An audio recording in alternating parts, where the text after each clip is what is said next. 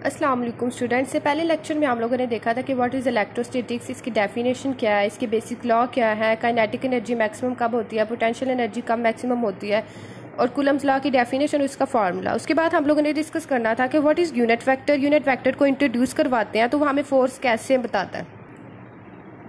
So for the direction of force unit vector को introduce करवाएं तो F21 के लिए R21 यूनिट वेक्टर हो जाएगा और F12 के लिए R12 यूनिट वेक्टर है। ठीक है, बाकी सारा फार्मूला सेम रहेगा, बस आप लोगों ने ये याद रखना है कि F21 के लिए R21 यूनिट वेक्टर और F12 के लिए R12 यूनिट वेक्टर है। ठीक है, that's the sign of unit vector. बाकी सारा फार्मूला है 1/4πε0 Q1 Q2/r², और इसमें भी वही सेम है 1/4πε0 Q1 Q2/r²। तो हम लोग कह सकते हैं कि जैसे हमने पहले कहा था कि म्यूचुअल फोर्स है इलेक्ट्रोस्टैटिक फोर्स, तो F21 is equal to minus F2, तो उसी तरह से R21 is equal to minus R12।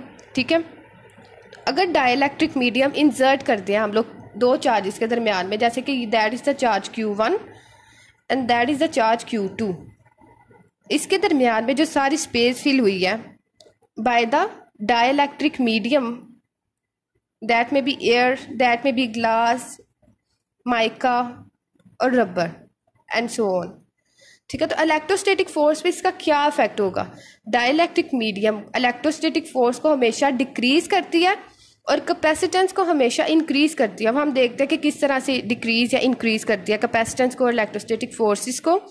Relative permittivity या relative permittivity with air is 1.0006। ठीक है, इसकी वैल्यू को आपने याद रखना, मेमोराइज करना है।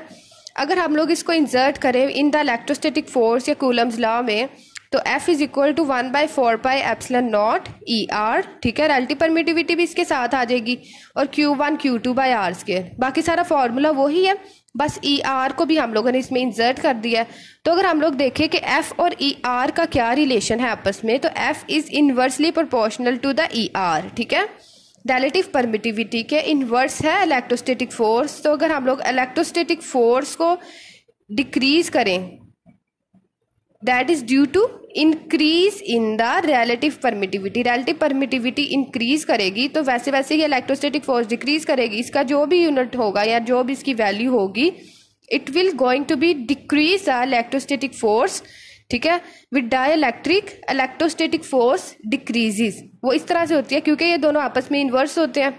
तो जो भी डाइलेक्ट्रिक मीडियम आप लोग इंसर्ट करते हैं, जैसे एयर ही आप लोग दरमियान में इंसर्ट करते हैं, तो उसकी भी तो कोई वैल्यू होती है 1.0006, that will going to be decrease the electrostatic forces.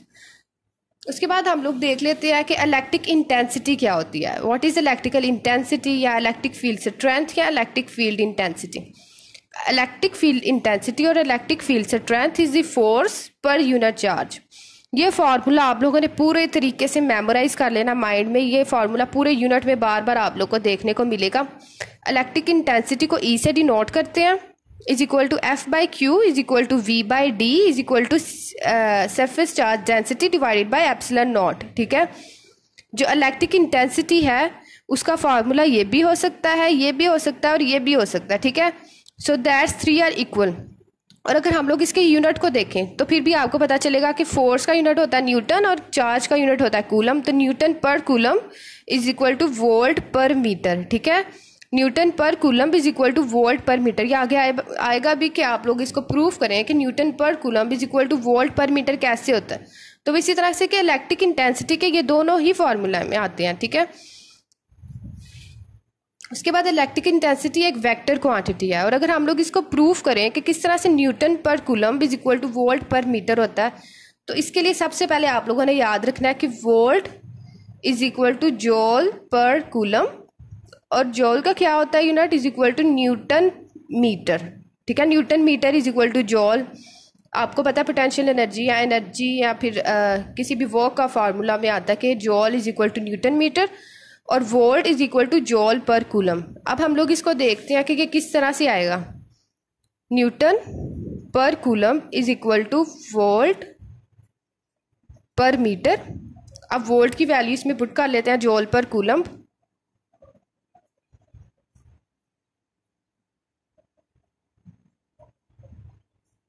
ठीक है, उसके बाद जॉल की जो हमारे पास वैल्यू थी वो थी न्यूटन मीटर,